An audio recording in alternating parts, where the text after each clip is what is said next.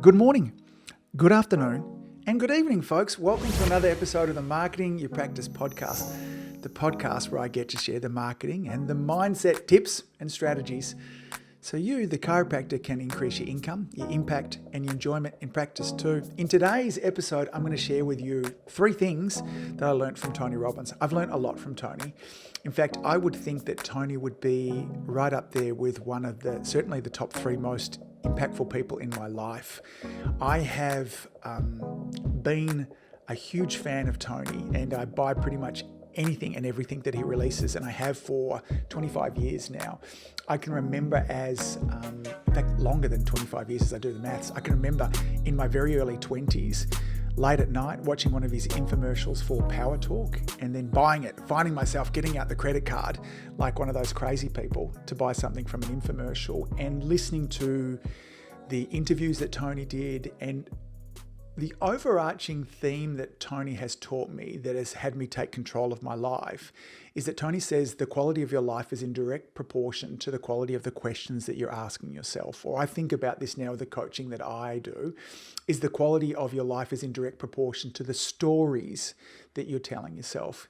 In today's episode, I was reviewing some of my work with Tony, and I saw another interview with him recently, and I thought that this would be really helpful for us as chiropractors. I want to share with you the 3 decisions that are controlling your life, that Tony says are controlling your life. These 3 decisions, Tony says, are unconscious, which is good because we don't have to think about them. They're habits. But they're bad because they're unconscious, which means we don't think about it. We're not aware of how these decisions are actually taking place on a moment-to-moment basis. Now, I wanted to share this episode with you now. I'm noticing increasingly online at the moment, when I'm looking through social media, the little bit of television that I do watch also, is that there's a growing unease. And it seems that we've jumped from the unease of the pandemic now into some of this financial and political unease that tends to be happening certainly a lot in the Western world. Here in Australia, fuel is at a record prices. Inflation is going through the roof. Interest rates are going up. There's talks of recessions. And again, this is not just here in Australia. I know in the Western world, there's a lot of this that is happening. And not surprisingly, there's a number of you that are reaching out to me and telling me how stressed and anxious and overwhelmed that you are. And so I wanted to share these 3 decisions with you to help you bring some control back into your life. The first of these decisions, particularly these decisions, before I jump into them, are very, very helpful in difficult times. So, in fact, they're helpful all the time, because if things are great for you now and you want to make sure that they stay great, then doing a bit of an audit of the conversations that you're having with yourself will help you stay there and maybe make things be even better. And if things are a bit rough for you at the moment, then this will help you bring some control back into your life. The first decision that you're making is, what are you actually focusing on? And Tony says there are 3 parts to this focus question here as well. Are you focusing on what you have right now, or are you focusing on what's missing? Tony goes on to say that you cannot sustain happiness if you're constantly focusing on what's missing. Now, the interesting thing too, I remember when Tony was teaching me this, is that focusing on what's missing is not just for a lot of people who are very successful in life focus on what's missing. It's their drive. We've seen a lot of athletes, celebrities, musicians, actors, you name it. It's the drive for them constantly to be pushing forwards. And in some terms, it does lead to success, certainly maybe athletically or income-wise. But focusing on what's missing will never lead to sustainable happiness. So it depends on what your goal is. Now, you can have sustainable happiness and success, but you can't be having happiness, success, and focusing on what's missing.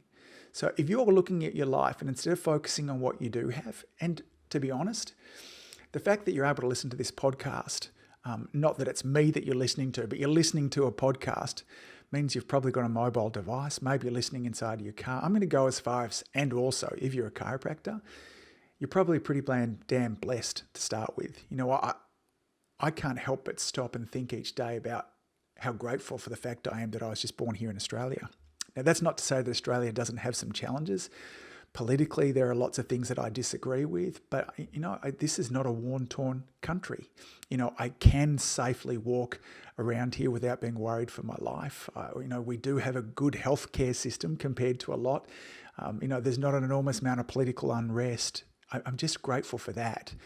So focusing on what you have rather than what you don't have is a great spot for you to begin with. And sometimes that means that we have to focus on the very smallest of things. I'm going to get into speaking a little bit about Viktor Frankl and man's search for meaning at the moment, and some of the amazing, in fact, let me talk about it now. There were times in the Nazi war camps where they would just focus on, how many peas they got in their soup. If they got 3 peas rather than 2, that was something to celebrate. So something as simple as just focusing on what you actually do have as opposed to what's missing can change your emotional state in a heartbeat as well. Tony goes on to say, when we're thinking about focus, are you stuck focusing in the past, in the present, or are you focusing in the future? Now, it's interesting because when we're not feeling so great about things, we tend to be focused in the past at all the things that we can't change, or the way that because you can change things in your past. And I have been able to do this myself personally, and I've been able to work with many clients and help them do it. And what we're able to do is change the story in around what happened. Many of you will have events in your past that you will use these as a reason for why you are where you are right now. Somebody did you wrong, something happened to you, there were terrible events, or you can use those events as fuel for where you are now. I have rewritten a lot of the stories that I've had over difficulties growing up with separated parents, issues at school, issues with family, all those things. I've gone back to the stage now when I'm often asked that question, if you could go back and change anything in your past, would you? I'm like, no, I wouldn't change my first divorce because I've got my 2 wonderful kids from it. I wouldn't change some of the challenges that I had as a kid because this is what has given me the drive to be where I am right now, serving you. And I feel more in my heart space now than ever. Not in spite of things that have happened in the past, but because of those. When I look back in my past, they're all fuel for that. Or the other thing Tony says is that we're focused on a future that we don't want to have. There are many times, and even as recent as this past 12 months, that I have worried. Now, when I get stressed about things, I can get myself into the stage where I literally will throw up.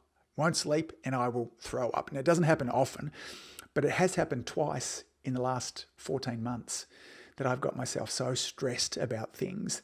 And in both times, the future never happened. There was completely nights without sleep, dry reaching, feeling horrible, cortisol-driven stress on my body, all for things that I imagined in the future that never end up happening.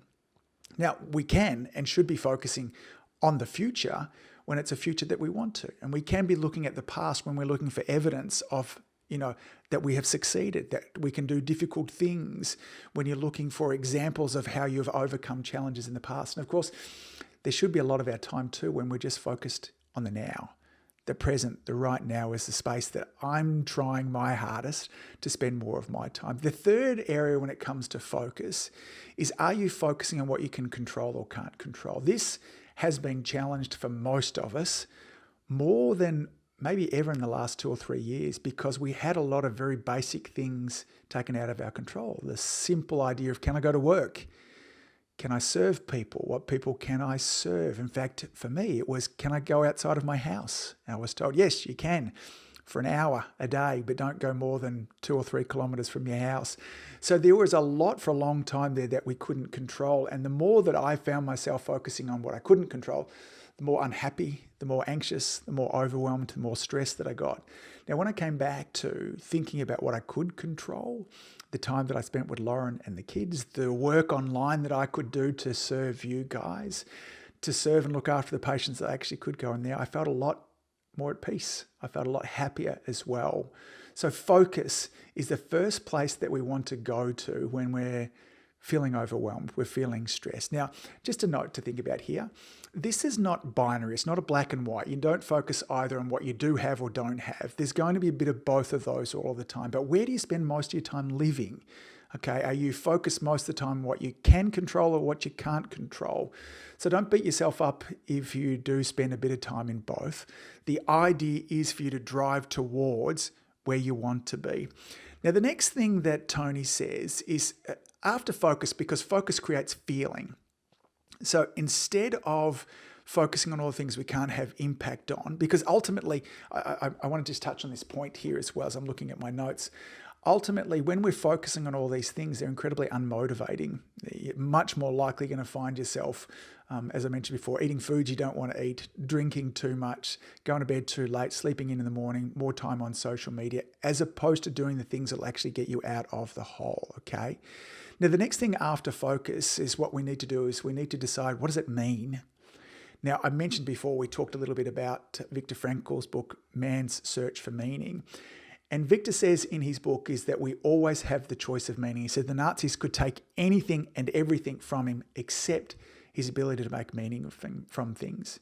Now, it's interesting because in difficult times, I will hear people tell different stories about what this means. You know, maybe you're telling yourself that the universal God is punishing you at the moment. Is the universal God challenging you? That sounds a little less stressful than being punished. Or is this a gift? This scenario, this situation, this environment at the moment, is this a gift from the universe, from the God, if that's the language that you like to, that is going to allow you to step up and express your greatness? Or is what is happening at the moment, does it have nothing to do with the universe and God at all? And does it have everything to do with the fact that maybe you haven't taken responsibility for your life in the way that you know that you can? Is it just that? You know, what are you making things mean? You know, again, I hear Tony Robbins telling the story, when it's snowing outside, are you going to complain about the cold, or are you going to grab your skis and snowboard? You're going to head up to the mountains. We get to, and we are each and every day making meaning out of the events that are happening in around us. Is the meaning that you're making out of these events, is it motivating you, or is it paralyzing you? You know, are you happy? You know, I'm saying to clients lots, it doesn't matter whether it's true or not, does it serve you? And the older I get, the less that I know is truly true. Like, you know, beyond the sun setting in the west and it rising in the east, I go, I know that's true. But outside of that, a lot of other things, you know, is it bad? Is COVID bad? I don't know. Does it serve you to think that way? Is the recession going to be bad for your practice? Well, maybe, maybe not. There will be chiropractors that thrive through this next phase. There are businesses, as there were businesses throughout the entire of COVID that thrive. There'll be businesses in this next stage that will thrive, not in spite of it, but because of it. I mean, if you were selling hand sanitizer, face masks, maybe even toilet paper at some stages through there, your business would have done very, very well. The businesses that do well are those that pivot into creating value and solving problems, which comes back to a couple of episodes ago, I talked about money. I said, what is money? It's the storage of value. If you want more money, provide more value. Now, at the moment, what is going to be valuable for people might just shift a little. Now, I believe chiropractic right now is more valuable than ever. On our stress nervous systems, our communities are going to need the ability to be able to adapt. They're going to need a larger neurological range for them to move through this next phase. And you, my friend, as a chiropractor, are perfectly positioned to be able to deliver that. So these wacky times that are happening at the moment, what meaning are you giving it? Is this an opportunity for you to step inside of your brilliance? I think it is. And then finally, what are you going to do? You know, so right now with what's happening, what are you going to do? Are you going to bury your head in the sand and hope that you can get through this? Or are you going to step up? Are you finally going to express the magnificence that was given to you as a human being? Are you going to expand and grow as a human being? Are you finally going to get the practice in order now? Because the practices that are in order, that have great communication systems, that deliver the goods to their patients and have a constant and consistent community outreach, reminding, and this is what I'm talking about, marketing and social media and community talks. The practices that are doing those things are the ones that will not only survive through this next phase, but they will thrive, because those practices will be reminding their community of the essentialness of chiropractic care. Let's review those 3 decisions, and then I want to leave you with a quote to wind some things up. Tony Robbins says, in times of difficulty, we're making 3 decisions. These 3 decisions are controlling our life, and we're often completely unaware that we're making these decisions. We are making a decision about what to focus on. Are we focusing on what we have or what's missing? Are we focused on the future that we don't want to have, or the future we want to have? Are we being focused on the present? Are we focusing on a past that we feel like we can't change, that has somehow held us back? Or are we rewriting the past, and are we focusing on the past, looking for evidence of how we can do difficult things? Are we focusing on what we can control or can't control? These are all items under focus. The next decision that we're making is, what meaning are we giving to things? So with the challenges that are happening in your life right now, what meaning are you giving these things? Are you seeing these as a gift? Are you seeing these as an opportunity? And then finally, what are you going to do? Tony Robbins has a quote where he says, knowledge is not power, it's potential power. He goes on to say, execution trumps knowledge every day of the week. We need to start to get moving. This morning I was listening to a Brendan Bouchard little video, and he was talking about over these last few years, many of us have taken our foot off the accelerator. We've coasted a little bit. And for many of you, you've had to. You weren't allowed to go into work for sometimes months on end. And so we've pulled back. So now is the time to get doing some stuff. Now is the time to put your foot on the accelerator and not take a backward step, but to move forwards with focus. And that means get your systems in place. Get better at what you do as a chiropractor. Get better at what you do with the communication. Get better at looking after your staff and having your staff serve your mission as well. And get better with your community outreach, with your marketing. Show up consistently each and every week on social media through community events, letting the community know how valuable you are. One of the other people who's been incredibly valuable in influencing who I am is Zig Ziglar. And Zig Ziglar, I heard on tape of his when I was just 18 years of age, and this will stay with me forever. He said, if you can get everything that you want in life if you just help enough other people get what they want. If you are to thrive through this next phase of the unfoldment of this beautiful universe, focus on helping people get what they want. Okay, chiropractic and your practice is perfectly positioned to do that right now. Folks, that's it for this episode.